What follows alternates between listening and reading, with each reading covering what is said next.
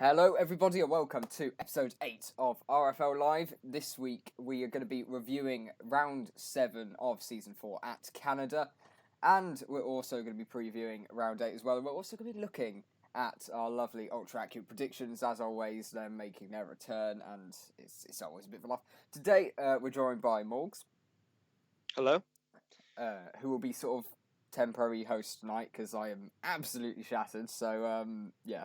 Just started all sick form stuff. It's really busy. We're also joined by Lewis. Oi, oi. And we're also joined by Artie. Yeah, what's up, all? And there you go. So, yeah, we're going to be going over both Tier 1 and Tier 2 races today. And also having a look at the standings at what's effectively a third of the way through the season. So, yeah. I'll pass you all over to Morgs now, and we can get underway with the Tier 1 grid.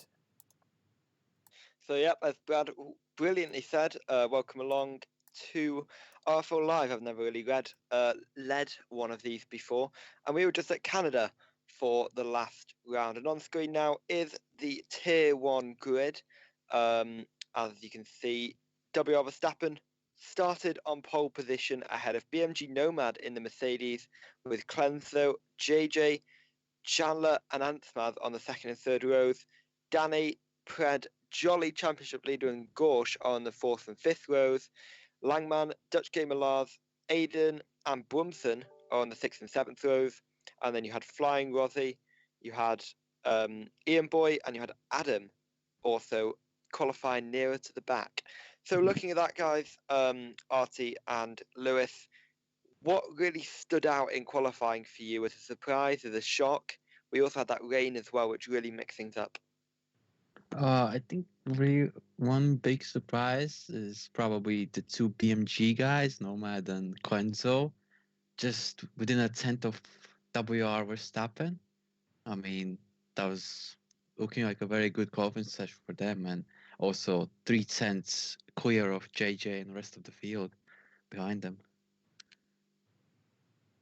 Yep, certainly it was brilliant by both of the BMG boys. Obviously, Clenzo is well known as a good qualifier in RFL at the moment. Nomad, though, was quite a surprise. We did see him do very well in Azerbaijan qualifying, I think it was, where he qualified fourth and second, really, of the guys on the better strategy. Lewis, what did you make of it all?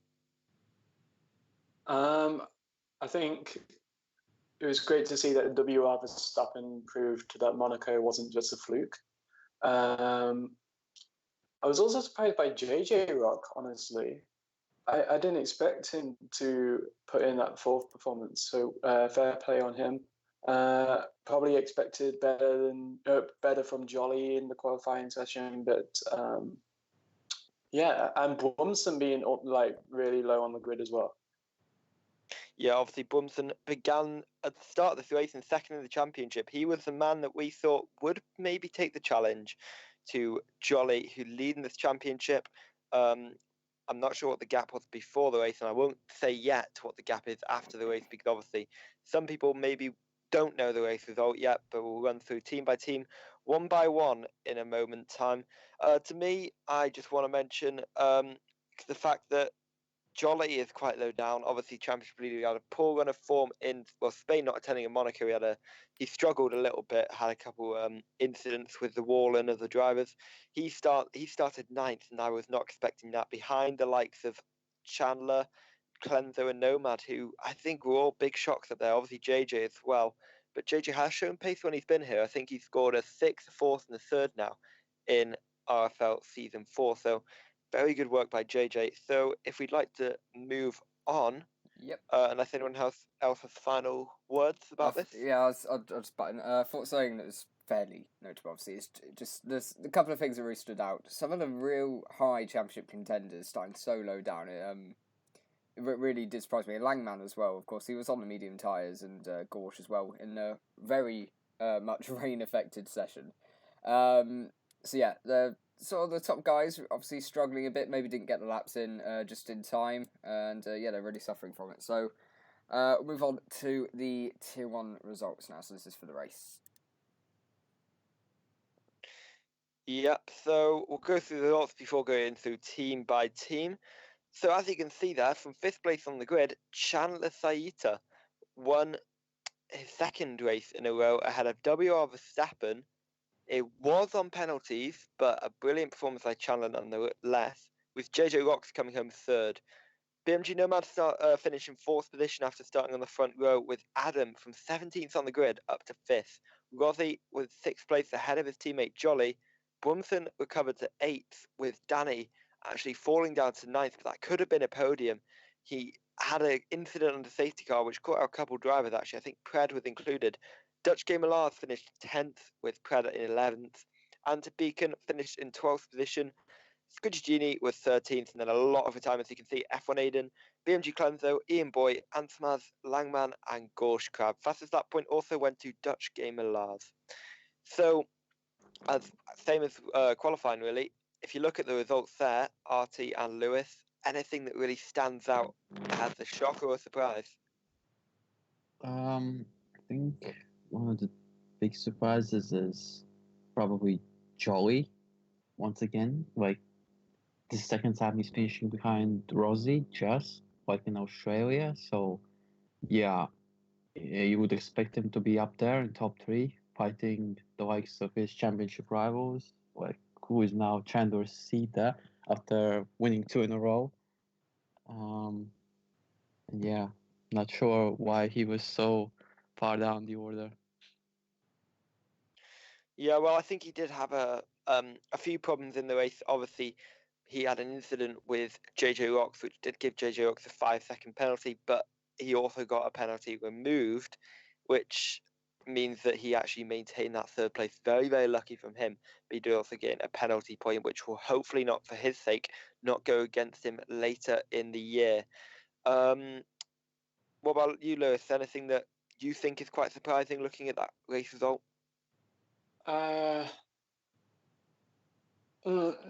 Probably in the same vein, Brunson, not a great session from him, and being behind Jolly in the middle of,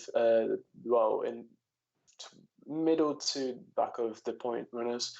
Calanzo's fall from grace after qualifying was a shame. I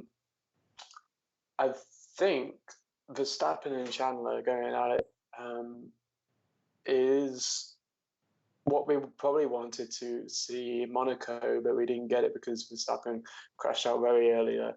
So it's great to see that we actually got to see that in Canada. JJ Rock, a solid performance. Yep, I have to agree with JJ Rock's solid performance. He's now got his podium, which he was so gutted to miss out on in Bahrain. Obviously, Callum G and JJ Rocks had a last corner battle for that podium, and Callum came out on top. But JJ now has got his podium. He'll be very, very happy about that. But he had to work hard for it, and obviously Chandler had to work hard for the win. Looking at this now, Chandler now taking 2 wins on the bounce, while Jolly struggled.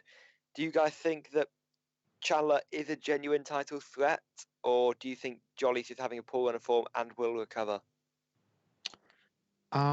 I believe that I think Chandler's now really found his beat in this week after he had such a poor start of the season, like getting penalty points and time penalties at the end of his races, like really hurting him, like in likes of Australia and Bahrain. But yeah, it looks like if he can continue this form into next, say, 2 or 3 races, and if Joey doesn't match his pace or get up there back on the podium, then yeah, he could be a real threat to his championship. Yep, I do want to mention actually that in the last 2 races, Chandler's picked up 50 points, while in the first 5 races, he's picked up 20 points. So you can see how much improvement he's shown over the last few races in terms of race consistency and race pace as well.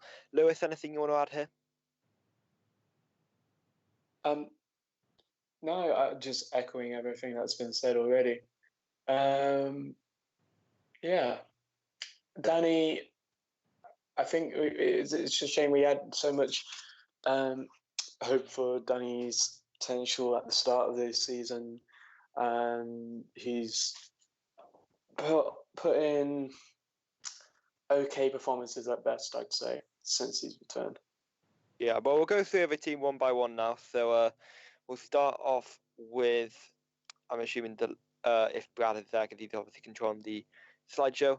But yeah, we'll probably start off with the team at the bottom of the constructors, which is currently still Ferrari F1 team. So obviously they've got AMS Pred and, well, newcomer into that team, F1 Aiden.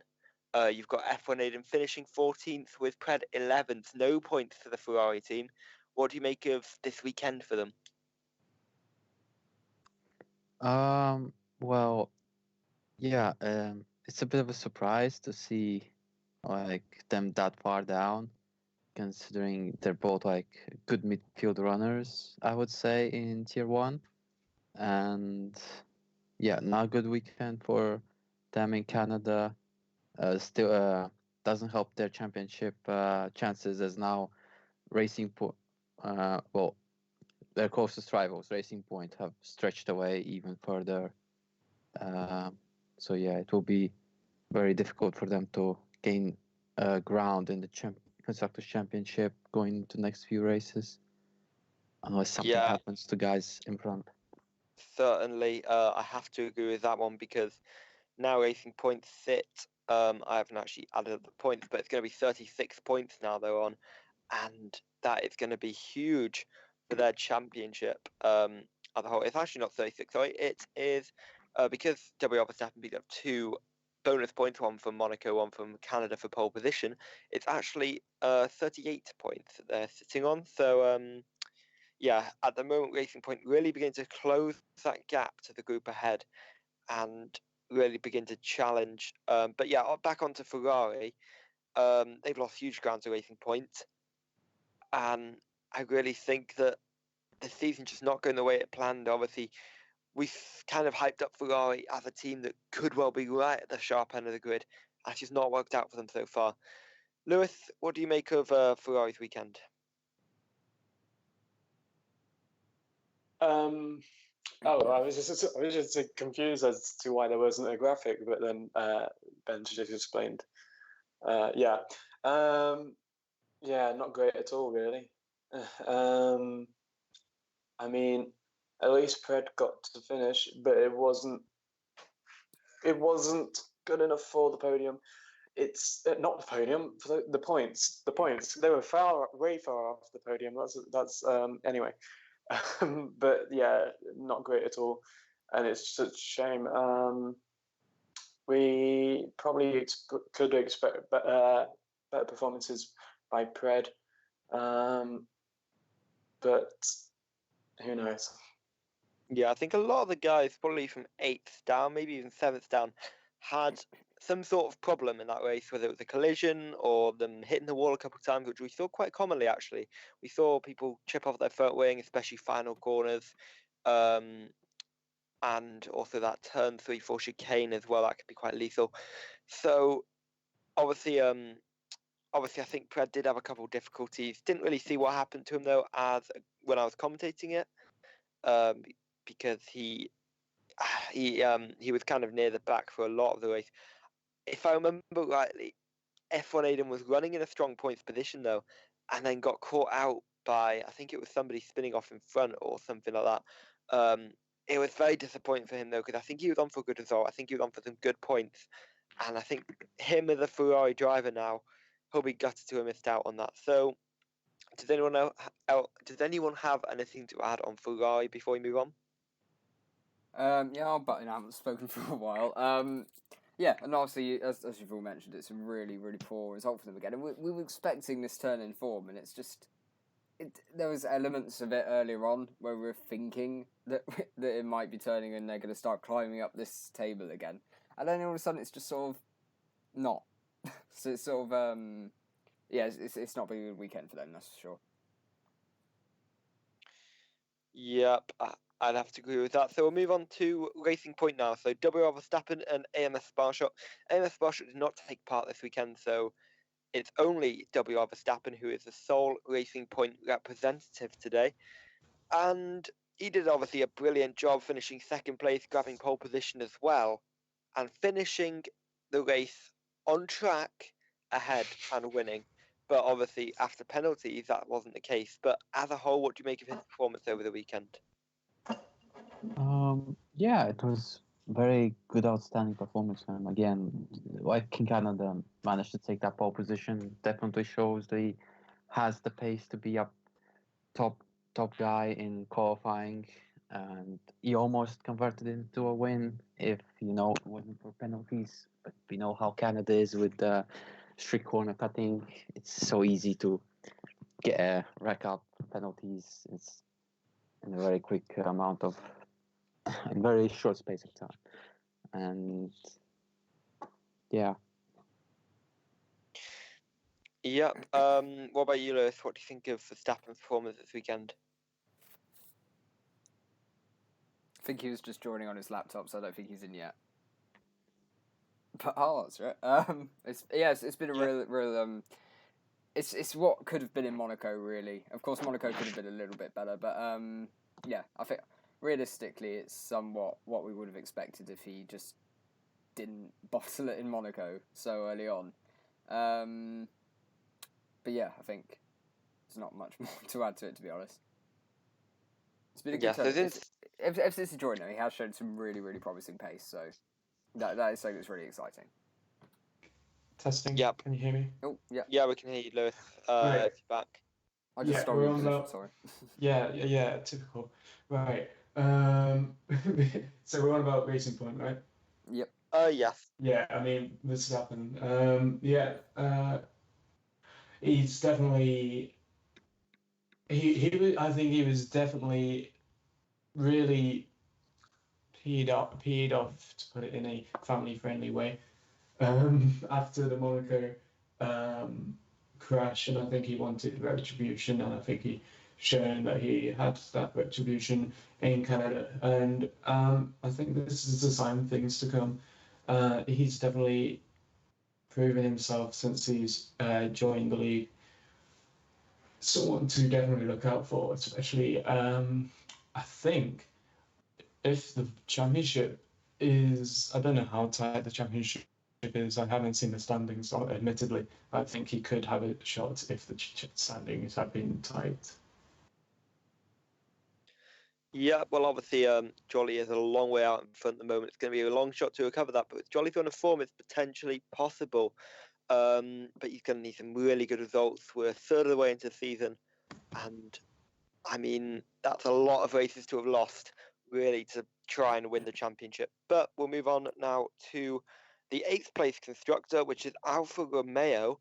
Their entrants were Clenzo and Ansmaz, both DNF, but Clenzo and Ansmaz both with a strong qualifying. So, as a whole, what do you make of their performance? Yeah, this is something that they probably wouldn't want to repeat again, and statistically their worst weekend of the season with double retirement, of course. I mean, in Bahrain they finished but outside points, but I think this race bodes worse even for them. They walk away from it with no points. They lose ground in the championship to Red Bull, and if they don't manage to pick up good result in France, then I think they might be under pressure from Racing Point, who are only 13 points behind them. Can easily make up. Yep, especially with how tight the season's been so far. We've seen Mercedes come from almost nowhere, really, down where Alfa Romeo is a few races ago in terms of position, now up into second place in the constructors and quite a distance ahead of the next car, which is Toro Rosso. We'll get onto them later. About Alfa Romeo myself, yeah, both of them under strong qualifying. I think, to be honest, this one got to hurt because they were both looking for good points, and they both probably had the pace for good points as well, with both of them in the top 6 for qualifying. I think they're going to be hoping for more, but this is becoming a bit of a trend, especially with Clenzo about losing positions. Maybe not DNFing, that's harsh to say that it's a trend for them to be a DNFing, because I don't think they are, but they always seem to lose position for qualifying. Qualifying kind of glorifies their pace. Maybe not Ansbach as well, but I think there's improvement for that team, especially on race pace. So, Salty, or Lewis, what do you think of the Alfa Romeo boys from this weekend?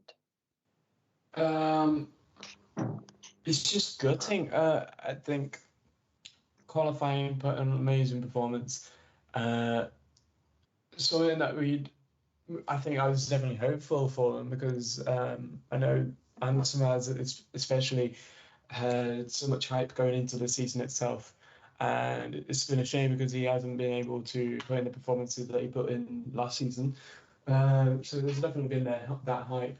And to have that qualifying performance, I was definitely hopeful that they'd be able to convert that into the race, but it's a shame after double DNF.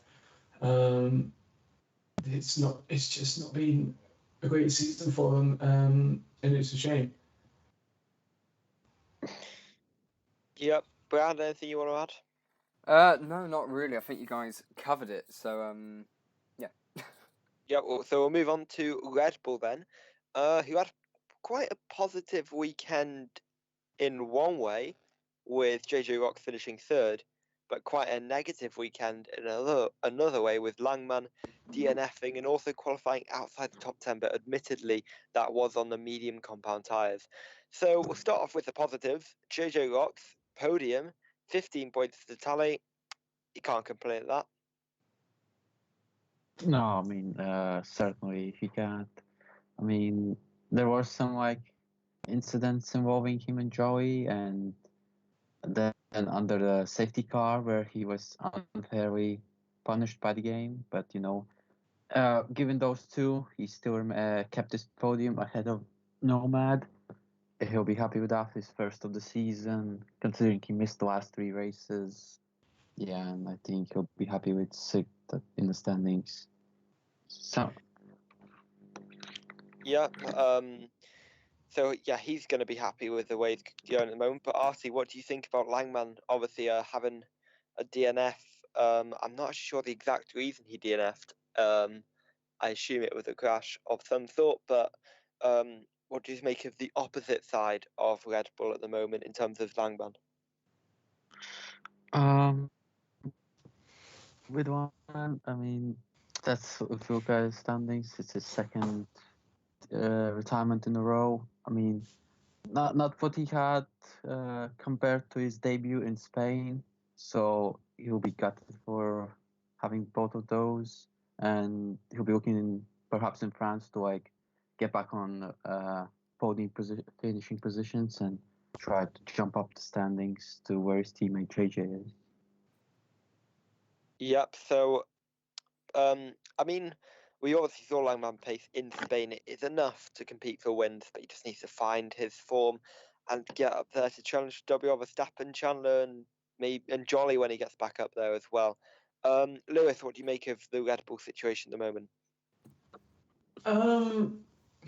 It's just very bittersweet. JJ put in a performance that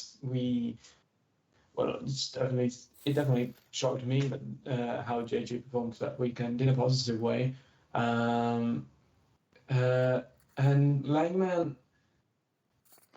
and again, I can't remember how he crashed. I know that the crash in Monaco was purely bad luck for him because he was in a fight with Jolly and that went tits up.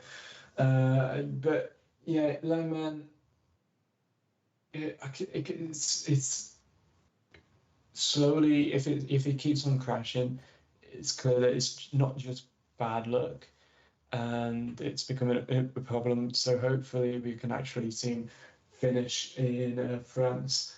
And I think if he did finish in France, he is a strong performer. So we could see a great result from Langman if he manages to cross the checkered flag.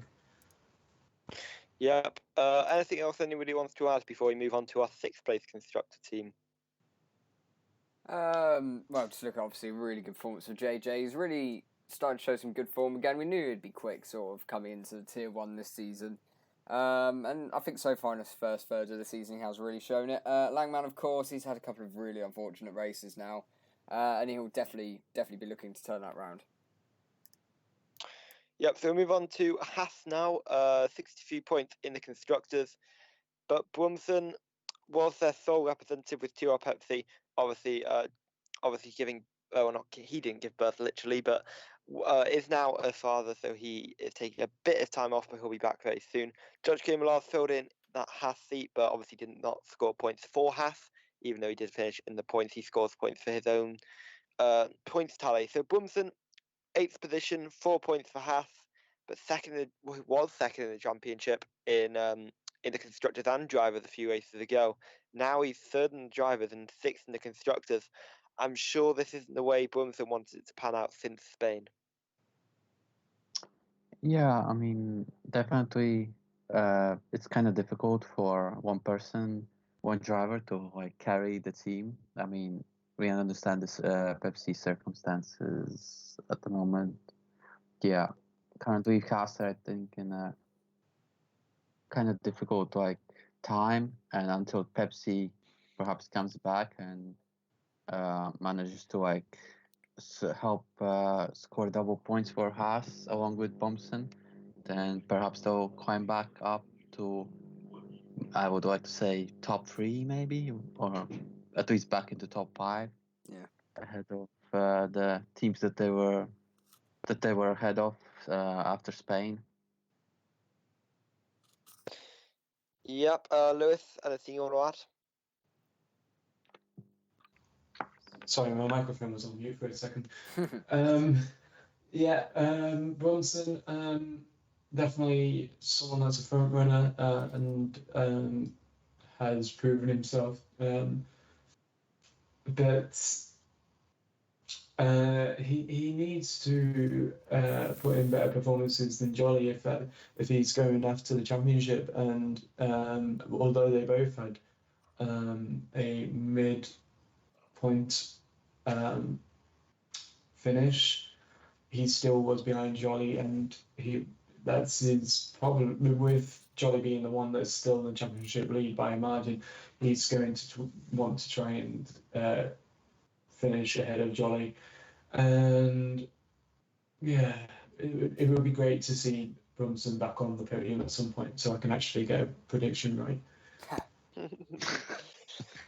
So, unless Brad has anything to add, we'll move on to our 5th place constructor. Oh, I didn't know that Antomas spun in front of Brunson during the safety car, so that was.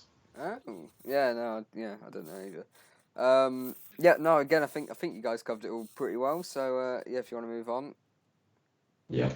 Yep. So 5th place constructor. I don't think we'll have much to talk about here because we will, but it's Ante Beacon and Gorsh Crab. They got 12th and 19th. No points for either driver. But Beacon was on a default setup after joining the session mid-qualifying. Yeah. Gorsh Crab started 10th position on the medium compound tyres, but did get caught out with an early incident involving himself and another driver. So I'm not sure whether I should go to Brad or Artie for this one. So start off with Brad. Just explain what happened with yourself and also, if you can, your teammate. I wasn't 100% certain what happened with Gorsh that race. Obviously, it really wasn't a good one for himself. But yeah, obviously, I joined midway through qualifying, so I had to start with default setup, which was never really going to end well. But I think Canada, you can a little bit get away with it. It's not incredibly vital. There's worse tracks to have default setup, basically. But at 3 separate points in that race, my wing was damaged by someone just braking what I would call stupidly early, but obviously with them, they just, either with traffic in front of them or just over-anticipating or under-anticipating where people are actually going to be braking. So yeah, it was definitely just one to forget completely. A poor race in Monaco and then another pretty rubbish race this Saturday as well. But hopefully I can turn it around in France, because that's realistically a track where I can probably, or hopefully, be able to avoid some damage. Team's home race as well. Yeah. Bring it into the Frenchies. Yeah. So, Artie, anything you want to add on the Renault boys? No, I think Brad covered it very well. And then also same for you, Lewis. Anything you want to No, I'm done talking about Brad. add? Okay. So we'll move on to the fourth place constructor in the championship, that is, which is McLaren. I mean, they were leading the constructors for a while when they got that 1-2 in Australia. They slipped down a little bit after Danny went away and Ian Boy was struggling to score. Then last time out, they shot right up to second again, but now they've fallen back down again after a poor race. Danny, ninth position, and Ian Boy, a DNF from his side. What do you make of it all, Artie?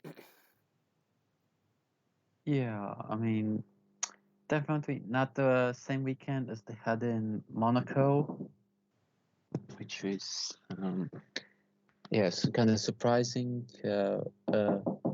from both of them. I don't know what really went on with Ian Boyd there, but yeah, only 2 points for McLaren team, and I don't think they will be looking for more in France to probably jump Toro Rosso again, since it's so tight in constructors, only 5 points clear, and yeah. Yep. Lewis, obviously, from your perspective, they did get a brilliant result in Monaco with a double point finish. But then today, obviously, just Danny scoring 2 points, but it could have been so much more, couldn't it? It could have been.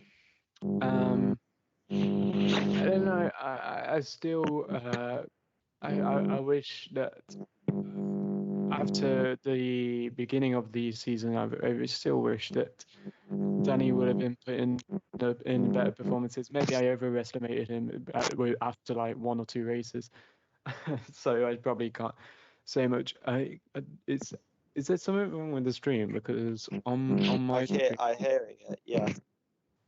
yeah, and also on the screen it's literally gone black, like pitch black for me. So I don't know it if that's. hasn't for me. Oh, okay. Then it's just my TV then. Anyway, yeah, Danny, he's definitely going to be punching for better performances in races to come. And I can't even remember where Ian Boy came. Did Ian Boy descend? Where's Ian Boy? Ian Boy Someone- 60 retired. DNF. Yeah. Oh yeah. Well, yeah, it's a shame. But I'm a McLaren guy. Well, I say that I'm a Mercedes guy, but in real life, I'm a McLaren guy. There we go. So, yeah, I'll be hoping for better performances from both of them. Okay, so we'll move on now, I think, to Toro Rosso. Just want to speed the space up so we get time to talk about Tier 2 as well. So, Adam, P5 from the back of the grid, or 17th anyway. Very, very strong performance. And then Grumpy Line or Danny not attending today. But, Adam, he's really, really turned a corner, I'd say, this season. He now sits fourth in the standings. Let me double check. I think he sits fourth in the standings. And on a good haul of points as well, after very consistent performances. I think he'll be quite happy with how our season's going so far. And a P5 in the back of the grid isn't a bad result at all. Yeah, I mean, definitely. Adam has really turned his pace around since, you could say, Azerbaijan.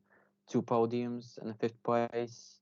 Gets himself up in the mix with the fast guys, really fast guys of this year. And yeah, puts Toro Rosso in good position, top 3. And now it's just a question of to see if Lion, when he shows up again, can be up there with Adam and score a good couple of points for Toro Rosso as well. Even more, maybe challenge the likes of Mercedes and Williams. Yep. So yeah, we'll hope for their sake that they can, but obviously Danny will need to start attending if that's going to be the case. But Adam has really shown some good pace from what I've seen in the commentary box.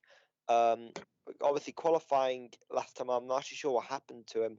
I think he may well have retired early on in qualifying, and also the rain caught him out. That's probably one of the likely reasons why he started so far down. But so far this season, he gained 26 places from qualifying to the race, so he does a lot of his work in the race. Lewis, anything you want to add on Adam? No, just really I think definitely been underestimated before these last few races.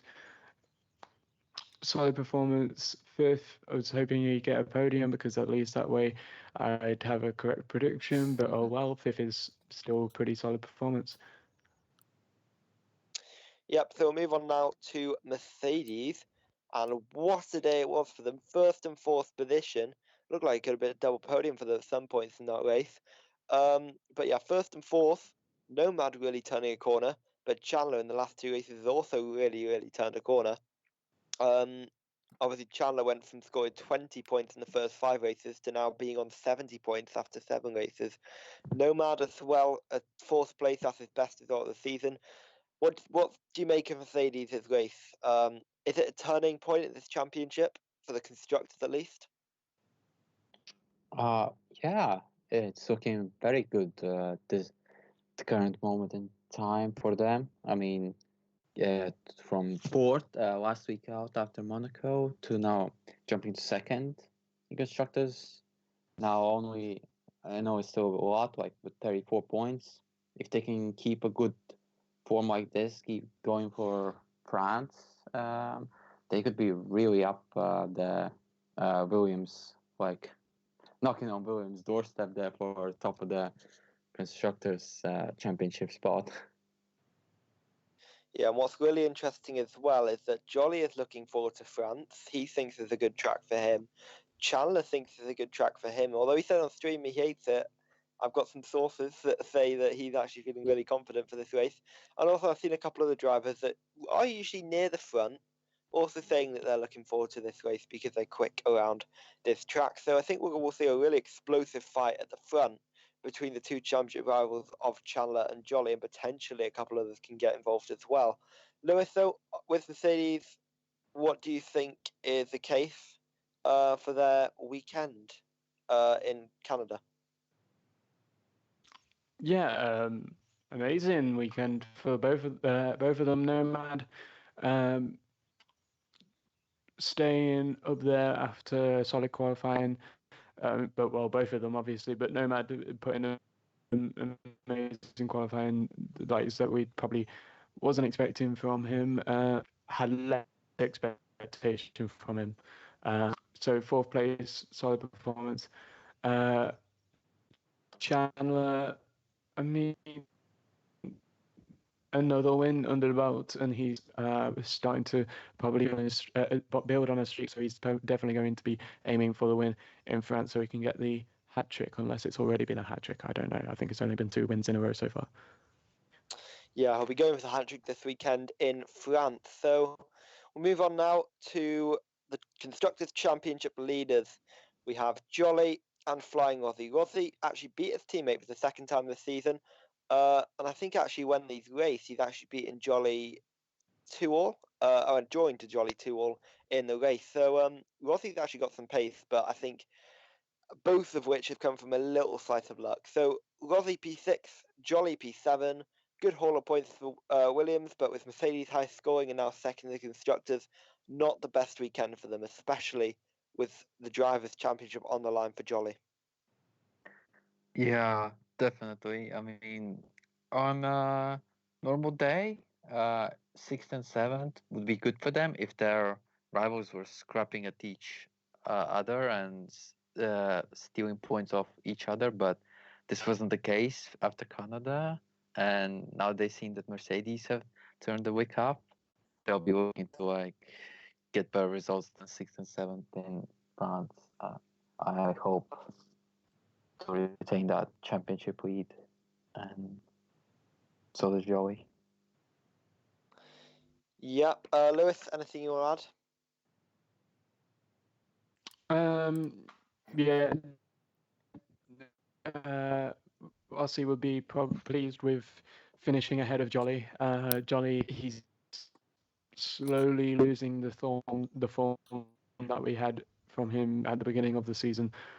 But I think we can't put it out of the question that he could claw back into solid performances in weekends to come. And I think we should watch out in France, and I think France will probably have a say on what we could expect from future races as well. Yeah. So if he can put in a solid performance in France, maybe he could show that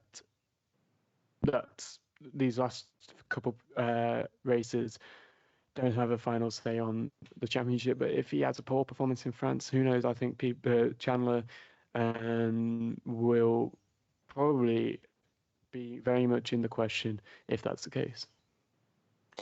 Yep. So as we finish with Tier 1 now, Brad, do you want to add anything to our Tier 1 grid run through for their results? Yeah, just quickly on Williams. I think the last couple of races, with Jolly especially, it's not really the sort of tracks he's well suited to. We've seen him be incredibly quick at what are basically race tracks. We haven't had one of those for 2 weeks really. Canada's not much of a. It's not great for actual racing. It's very different. It's unique, and of course Monaco is incredibly unique.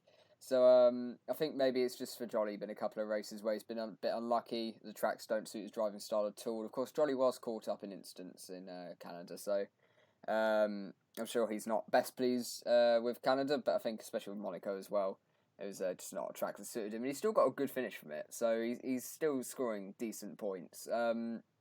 Rossi as well, he's shown some really good finishes recently, so if Williams can get some solid points from now to the end of the season, they should be pretty safe for the constructors. So if we move on to the Drivers' Championship, if you want to quickly go over that. Oh yeah, we'll do that first so that stream and everyone watching can see what's going on. So Jolly now leads 107 points, while he's been leading pretty much since the start of the season after Bahrain. Chandler is in P2 after a huge resurgence in form, charging up the table. He was right down in about 16th, 17th place a few races ago. Brumson is now dropped to P3. He won't be too disappointed with that, though, after missing Monaco and having a poor race in Canada, though. He'll want to fight back in France. And then you've got Adam, the Toro Rosso driver. He's in P4 with Danny in 5th position. JJ Rocks is currently 6th in the standings with Nomad and Clenzo, the 2 BMG boys, following behind a further BMG representative of JJ Rocks. Anta Beacon in P9 with Ian Boy in P10. Rossi Antsmaz, obviously last season's champion, is Antsmaz, getting number 1, not having the best of the season so far. Then you got Grumpy Line, W. Verstappen, Langman, Nuthead, Wildcard, or Sparshot, some of you may know him, AMS Brad, F1 Aiden, 2R Pepsi. Then you got the reserve of Dutch Gamer Lars, the Renault driver who's now actually left, of Gorsh Crab, and then you got the 2 reserves of Squidgy Genie and Schweiz. Yeah, I'm eating through teammates now. He's left? Yeah, he left. Yes. Yes, Oh, that Schweiz. happened. Right, so we'll move on to the constructors. If you want to give a quick rundown of that. He just got the job as wow. Okay. Yeah, he did. Yep. So we'll move through the constructors. It's Williams now on top, as they have been pretty much since the second or third race of the season, with Mercedes now up to second. A brilliant run of form for both of the Mercedes boys, actually. Just one retirement in there, but a decent run of the last 3 races. Scuderia Toro Rosso, the Italian team ahead of its Italian comrades, you could say, of Ferrari. But McLaren, obviously, McLaren Renault has Red Bull, Alpha, and Racing Point split those two. But McLaren in P4, Renault P5, Haas P6, Red Bull P7. They've dropped quite significantly since the start, with Alfa Romeo in 8th position and Racing Point in 9th, with Ferrari in 10th position. Okay, so am I good to... We'll move on to Tier 2 now, I assume? If everyone's happy with that. Yep. Yeah. Alright, brilliant. So, here is the qualifying for Tier 2. Yep, so we'll run through the grid order very quickly before we discuss the events of Tier 2, the grid. So Beast Tornadoes has qualified on pole position ahead of AMS Joels in the Renault. We've had, in the first 6 races, we have 6 different winners and 6 different constructors. Oh, no, we haven't. We have. Yeah, we have 6 different winners and 6 different constructors. Just excuse my confusion there. Explain Emerald starts P3 ahead of BMG Lewis, Tom Gorian, Dustin, Labour Red Devil, Drift King Pro, Azerbaijan winner-elect until he crashed out, Paul, followed by Bahrain pole sitter Artie. Then you had Adam Lee, Risa LFC, and then you had S. Perez, the man who qualified on pole in China, with Straco 14 in 14th position, Scott 15th, Cal 17F1 in 16th, ahead of Rampage. Then it's Thorpsey in the other Mercedes, ahead of Nov TV, who got disqualified actually for trying to reverse back into the pits. So that's your grid. Obviously, excluding yourselves, what are the shocks and surprises of Tier 2 grid? I And would 2 penalty points.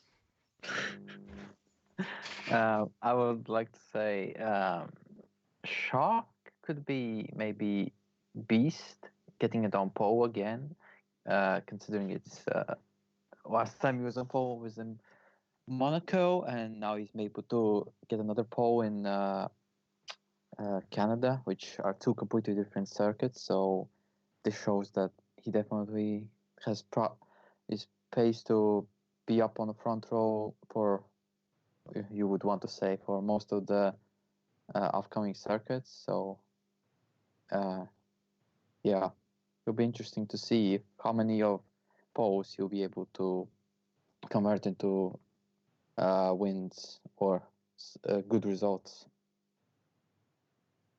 Yep. Lewis, anything to add?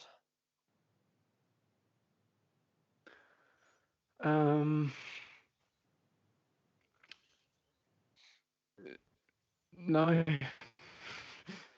So who's the big No, shock and surprise for you from that qualifying? biggest shock to me. I think it should be obvious what my biggest shock is. And the shock was probably, it wasn't during qualifying, it was during, okay, it was more of a result of qualifying. I don't know, it was, okay, basically getting 2 penalty points was a shock. Was it 2 or 3? I don't even know. But I know there was an incident with me and Scott. And what I've told Stuart is I wasn't okay. I'm not shocked about getting 2 penalty points. What I said is I've accepted 2 penalty points, but I didn't expect Scott to get away hands-free, basically. But you know, that's okay. I'm gonna leave that stuff for Twitter chats. Great performance by Beast. Joel's putting it in P2. Joel's was probably hopeful to get in the victory. We'll get to the race in a bit, but yeah, it's an astounding performance by Joel's in qualifying.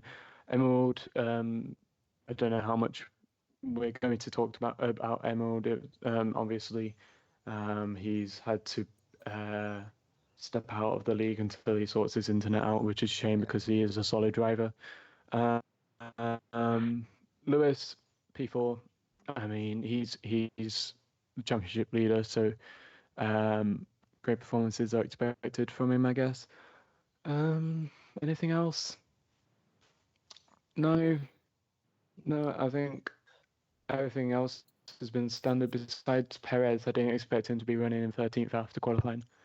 Yep, I was going to mention him after you finished speaking. Actually, Perez is a shock there, I'd say, of being quite low down compared to what I expected anyway. I expected to be up with probably the big 8, you could say, at the moment, of Beast Tornadoes, Joel's, who's not only had the best of seasons, Emerald, who's now unfortunately left, but BMG Lewis, Tom Gorian, Dustin, Labour Red Devil and Drift King Pro, all big names. Also, Paul could probably join them very soon as well. He qualified in the mediums, Yeah, I was Paul. going to mention I really that. expected Perez, though, to be right up in that group and probably in the middle of it, really.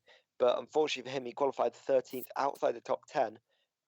Any of the shocks for me, I would say the Joel's on the front row. Although he's had the pace, he's just never really been able to put it together, and it was quite nice seeing him on the front row without any issues in qualifying. So if we move on now to the race results, we'll run through that, talk about big names and performances, and then we'll move on to the standings and predictions for the next round. Yep. So here's the results. Beast Tornadoes won ahead of Exploding Emerald. Esperez climbed back up to third position and got a podium ahead of championship leader BMG Lewis and his teammate Drift King Pro. Then comes the first runner of Dustin, finished where he started with Label Red Devil. Same goes for him, he finished where he started. Jules dropped to 8th position with Straco getting 9th, but those two swapped after a post-race penalty. Nerf TV qualified in the back row after getting disqualified. He would have been on for a strong points finish, but a mistake has cost him, and he finished 10th place in the end. Sorpsy just outside the points there, ahead of his teammate Rampage, and then Cal 17F1 with the fastest lap there as well.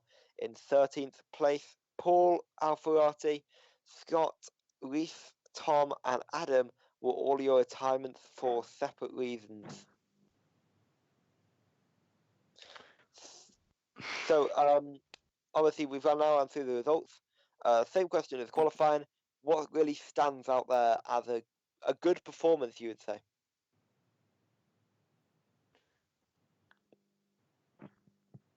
I mean, Beast, obviously, consistency throughout the race. Although he did have some battles with Jules at the beginning, lost his position from time to time, but he's still put in the performance, had the traction, had the racing line all the way through, capitalized on overtaking opportunities to get the win there. Exploding Emerald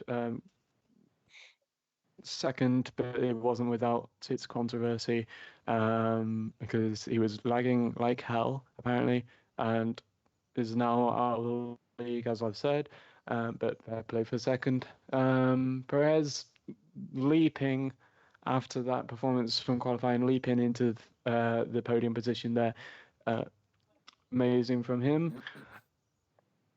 I'm going to be selfish and talk about how I'm glad I put in a better position than Rampage. I was behind him, but he had more penalties than me, I guess, and I got position over him. Cal, the fastest lap as well. I know we wasn't going to talk much about. Probably wasn't going to talk much about Cal because he was down in 13th, but got that fastest lap, so he has the point. Yes, yeah. I think he has a point for that. Yeah, and I kind of helped with that somehow. And also, that bulk of retirements, names such as Adam and Tom, and Artie and Paul, who have strong potential. Tom obviously putting in his first wins in RFL this season, but he retired 2 laps in, and it's such a shame. It was a very chaotic start as well, but just proves how much entertainment Canada can provide. Yeah. Joel's fall from grace as well. Joel's had a massive fall of grace as well. Sorry, I'm sorry to put in there. I just... Artie, have you got anything you want to add, or not? No, I think.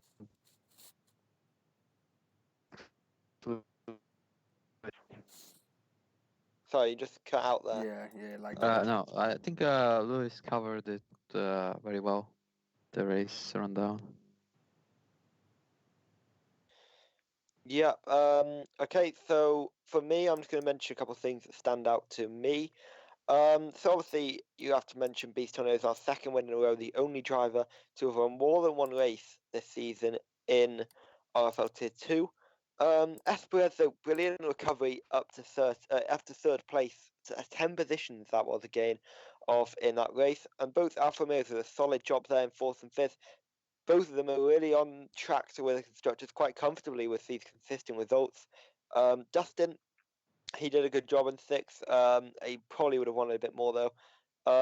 Anybody else that stands out to me, I'd say Nerve TV on debut, despite the result not showing it in the race, he was a shock in terms of how he proved his pace. He had a lot of pace, I think, throughout that race, and unlucky in the end not to claim a higher points haul, but that is the way it goes sometimes.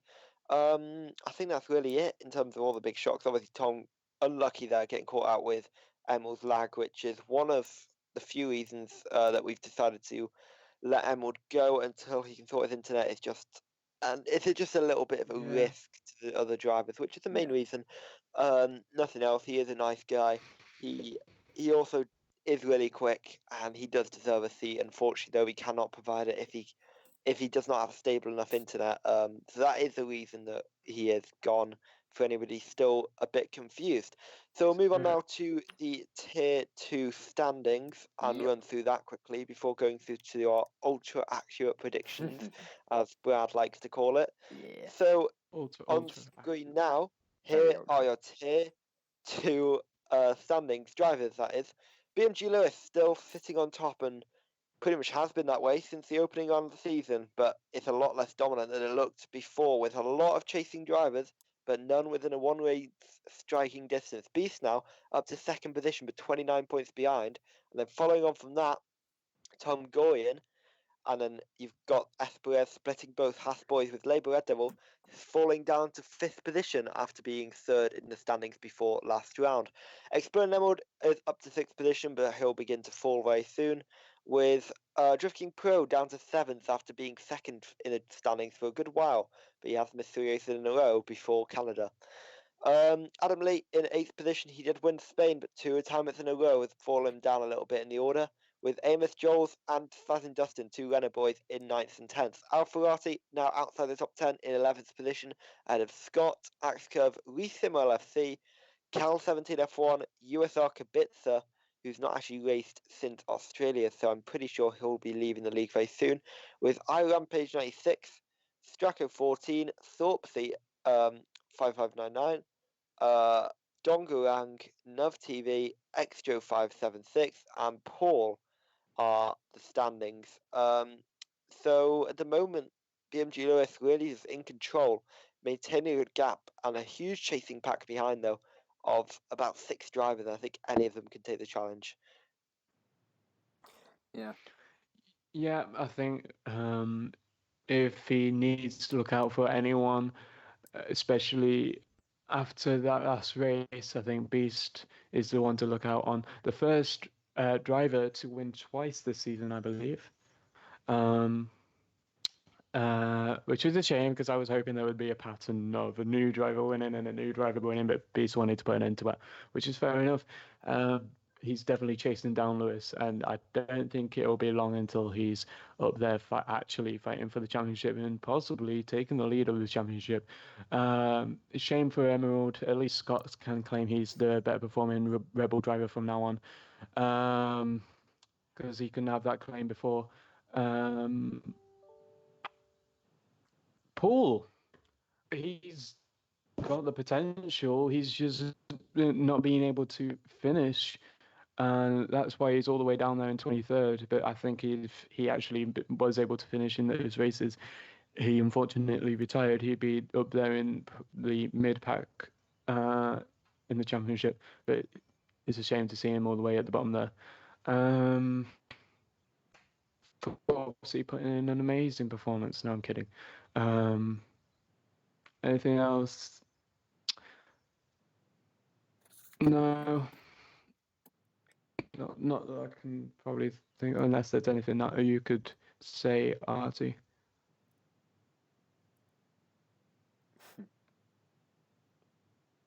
Artie.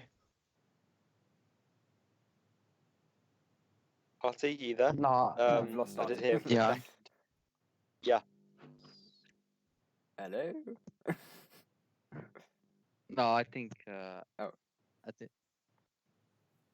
I think we're having a bit of connection issues from your Yeah. side, Artie, which is unfortunate. I think we're going to have to move on, though. So you can put that opinion in the chat. We'll write it a bit. We'll say it on the stream in a little bit. So we'll move on to constructors' standings quickly Yep. before going on to our predictions. So as you'd expect, really, Alfa Romeo still lead it, but only by 30 points to the Haas F1 team, who have really been coming at them since pretty much when they got their their podium in China really propelled them, but then also their win in Azerbaijan also propelled them as well. But Racing Point are in third position after a decent season so far, with Red Bull Racing in fourth, courtesy mainly of I want to say Expo Emerald.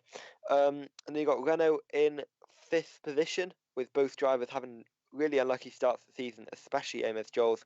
Ferrari in sixth ahead of Mercedes. What we want to see in real life sometimes, but that's only for Ferrari fans. Scuderia Toro Rosso in 8th position, with Williams, who have a spare seat available actually, in 9th. And then you've got McLaren in 10th position, with also a spare seat available. I'm pretty sure, from the top of my head, we have now got replacements for them. Some reserves are still in those spots, but I have to double check who. I think for a second, I probably thought that Emerald sold his internet to Artie there.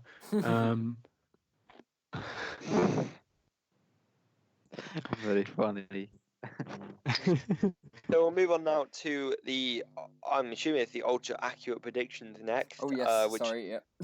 is the highlight of everybody's RFL life experience, Yep. for us and fans alike. So we'll yeah. start off when they appear on my screen, coming a little bit behind. It is Bradley. We'll start with you first. So you've put Jolly as winning tier 1, That went well. and then Beast as winning tier 2. That went It well. looked like fairly safe predictions, Yeah. but it didn't go well. I mean, Did you went well. wait, is this which one is this? Is this for Canada or is this a this new is one? for Canada. Yes, This is This is Canada. the reactions for yeah. So yeah, okay. I was checking. So That's fine. as a whole, not too bad because obviously tier 1 was quite a bit off, but tier 2 wasn't too bad with Beast Tornadoes. You did predict him to win, and he did. Yeah. See, we haven't had many people getting one right, so this is probably a new record. Hold up. You got Excuse half me. a point. You got half a point. I swear I got one right before the week before. Yeah, actually you might have. Right, yeah. Go through archives and find that clip, Yeah. and then I stand by. I need to make a leaderboard for this. Yes. But yeah, yeah. Obviously, Jolly, Danny, and Langman. You'd think that's I thought going into it that'd probably be a relatively safe one, and of course that definitely didn't happen. Beast, he thanked me on Twitter for the predictions. So obviously, the predictions got him through. And I think this actually the first time that one of us have had a full list of 6 where everyone's actually turned up. Yeah, that's a good point. We normally have about half of them missing. But yeah, anyway, if you want to move on, you can. Yep, we will. So I'll just talk about my predictions. They went terribly, so we'll move on. I mean, Chandler Roth, I did predict him on the podium. He came first in the end, but I'm predicting him on the podium. And also Perez and Emerald, I also predicted to be on the podium. So I don't think mine were terrible. Artie, what do you make of yours? Yeah, tier 1. I mean, Joey disappointed me there. Couldn't win it. Although W Verstappen hit that right on. Second place. I mean, yeah, just had that feeling. Jack Spar didn't attend. Don't know why. There you go. Yeah, for tier 2, that went, I don't know. I suppose I expected like 7 different winners in 7 races. That didn't happen anymore. Yeah. Emerald, P3, actually finished P2, was close, but yeah. I'll be happy with just getting the WR Verstappen second. Yeah, I mean, Emerald was fairly close, you sort of got that. I think, actually, where did Emerald finish? Second. Oh, okay. Yeah, so it was fairly close then. Yeah, you got him right. So Lewis, what do you have to make on your prediction? Obviously, you predicted Brumson to win, Adam second, and Jolly third, and then in tier 2, basically, I think they were all wrong. Oh, except No, Emerald came second. Yeah, he got that one. Emerald. Oh Second. yeah, okay. Yeah, Yeah, Emerald lagged my his way mistake. through to second. Yeah, well, tier one all wrong. Think twice about predicting Brunson and Adam. Jolly, I mean, he's the championship leader, so he seems like a typical prediction. Tier two, I got Perez as winning, and he came, I can't remember now, third? Don't hold me to that. I can't remember where he finished. Third. Yeah. Third. Yeah. Well, yeah. I mean, he was on the podium, so that was all right. Emerald second. Yeah, he came second, so I'm getting that point. And Tom, yeah, he stuffed it in lap 2. So Yeah. good. Very good. So if we move on to do round I mean, from this a week, preview. we got like Brad, me, and Lewis got each at least one wrong, Yeah. except Morgs. So we'll move on to the round 8 preview. So, like, what are you guys looking for in this track? Who do you want to It's start? an eyesore. It's an eyesore. Yeah, I'll Morgs, you tell can you start. You've been hosting tonight very well, so yeah, you can start. That's a Okay. script. Yeah, so I'll start quickly. It's an eyesore, yeah, as Lewis mentioned. I hate looking at the track. I'm probably going to get fed up of it after one race, never mind two. Yeah. But the actual track, if you take away, if you replace it with grass, it's probably a really good track. I think it's got lots of overtaking opportunities, but lots of twisty tight sections. And it would, if it was a normal track, punish you for your mistakes. But no, it's got runoffs, which is boring when they're everywhere. If there are one or two corners that makes sense, that's fine for safety. But if it's everywhere, it gets a bit boring. But it's the way it is. We're going with the official F1 calendar, and this is where we go next. And I'm really not looking forward to looking at this track for about 2 hours. No, I can imagine. Certainly Racing not. at this track. Racing it, it's not too bad. You don't really see it too much. You've got focus elsewhere. I personally, as a driver, I do enjoy this track. I don't think many other guys do, but I'm not too fussed about this one. Although I do share the sentiment in qualifying, hating the abs, hating the hell out of the look of it. It is. But yeah, what Morg said was right. Just chucking a bit of grass on the side of the track, a bit like Japan. In fact, this track's fairly similar to Japan in some corners. Sort of looking at the top end on the far right on the picture, and then even the bottom end on the left. I mean, that's something you'd expect to see sort of at Japan. And I think if you did add a bit of grass on there, it would be all right. But yeah, very much. It's a lot of runoff, and as I said before, this is a place where if you manage to get damage, it's definitely going to be on another car. I can't really see a way where you end up hitting a wall. Yep. I do want to mention actually, for anybody watching, and we will remind all drivers before, Rule 4.2 in RFL means that you cannot corner cut in qualifying at all. Otherwise, you'll get immediate 10-second penalty and 2 penalty points if you're caught doing it. This is mainly to prevent people. This is mainly to prevent people doing basically corner cutting to do 4 runs or an extra run. And this is probably the first track that it was really aimed for. We were aiming at France, Italy, USA, Mexico, tracks like this. It's the first one that comes up, and it's probably the biggest one. Yeah, so this is one if people don't read the rules, then we might well see a lot of penalties after the race. So keep that in mind if you're watching that rule. But we'll move on now to... We're going to have to do predictions because I do want to try and end the stream within about 10 minutes. Unless anybody else has anything they definitely want to add. That's an outdated I know the pit link's circuit, in the by wrong the way. place, I know, yeah. God. Right. It's not a brilliant picture. I couldn't find a good PNG of it.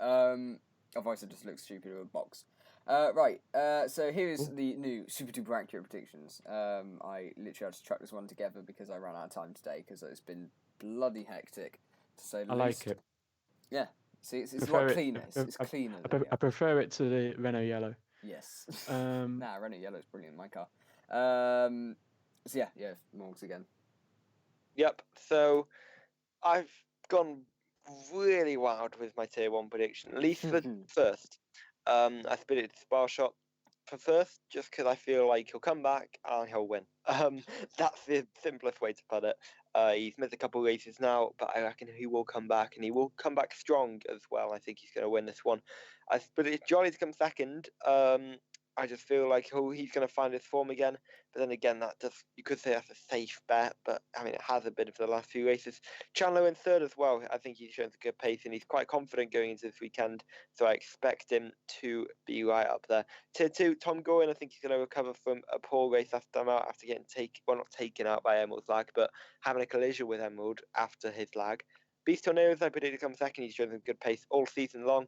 And then championship leader BMG Lewis is going to maintain his consistency and come home in third position.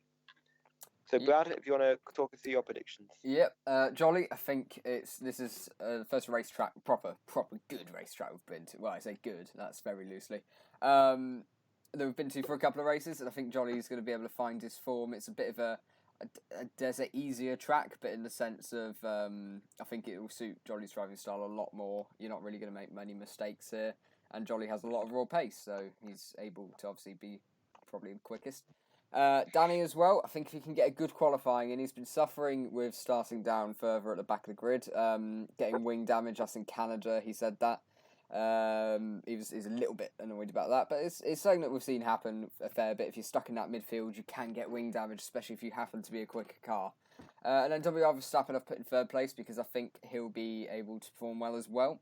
But I want to note that I didn't put Chandler in the podium because I think Chandler's really, this is just personally, I think he's sort of really benefited from people like Jolly and Danny having really poor races, obviously, in the last couple of races. But all respect to him because he's been the person who's been able to capitalise. So, yeah, I think maybe, unless he couldn't genuinely continue this run of form, yeah, the rest of the season probably isn't going to be as good as the last two races he's had. So, yep. Tier 2, it worked last week for Beast. I thought I'd try to give him another win because, it'd be fun. BMG Lewis I've put in second place, and because, again, Tier 2 is quite hard to predict, though. As I said, we've had a lot of people on the podium, a lot of different winners as well. And then S. Perez third. So, yeah, we'll see how that ends up. Yep, Artie, what about your predictions? You predict Verstappen to win Tier 1 and Trifkin to win Tier 2. What do you think? Why did you think of that? Yeah, I mean, now the two races WR Verstappen's been in, he got 2 poles. Unfortunately, in Monaco, got one on track in Canada, but actually was second, so on penalties. I think he can really, on this third race, he can really convert maybe a pole or front row into a victory, considering it's like harder to get penalties in France than it was in Canada. So yeah, Joey should be up there on the podium. I don't think he has pace to match Verstappen. Maybe he does, maybe he doesn't. But I'll put him second. Chandler could also probably get a podium there, considering his recent form. For Tier 2, Driftkunk Pro winning the race. That's kind of like a wild card because I'm not really sure about Tier 2 in France. So that's also the reason why I put Beast in second, because I don't think he can take a hat trick and do 3 in a row. He's probably going to get beat. And Perez, yeah, could probably perform another solid drive and get up the podium. Yep, okay. Lewis, what about your predictions? Yeah. I think we could have another Verstappen Chandler 1-2 in Tier 1 with Verstappen taking the win ahead of Chandler. Bromson I put in third because I'm going to give him the benefit of the doubt and predict him again, even though I said I wouldn't do that anymore. I forgot that I already did. Yeah, I think I'm the only one that's not put Jolly on the podium. I think Jolly is probably going to have another midpoint finish in France. Tier 2, Beast, I think he's going to get that third win. He's had a solid performance in both Monaco and Canada, and I'm sure it's just going to give him more fuel to go for another win. Perez, I'm going to give him P2. And Adam Lee was kind of a shot in the dark kind of prediction. I wanted to not sound too typical. And I think Adam Lee has the potential to get a podium finish, so I'm going to go with Adam Lee in third. Yeah, so unless anyone else says to add, I think we're going to wrap up now. Yep. Brad, correct me if I'm wrong. Yeah, no, that's all right. So. So yeah, that's everything from today's RFL Live. We hope you all enjoyed RFL Live, and let us know your thoughts in the comments below. Obviously, live chat's not going to be live anymore because we're going off air. But if you're watching this on playback, let us know your thoughts in the comments about anything we've discussed today, and we'll be glad to hear them. RFL will be on in France this weekend at 7 p.m. UK time and 9 p.m. UK time for Tier 2 and Tier 1 respectively. Commentators, I'll double check that beforehand. It's likely I will be commentating Tier 1 almost for sure, and I'm expecting R8 and Brad to be commentating Tier 2, and I'm expecting Tom Goyen to be with me for Tier 1 as well.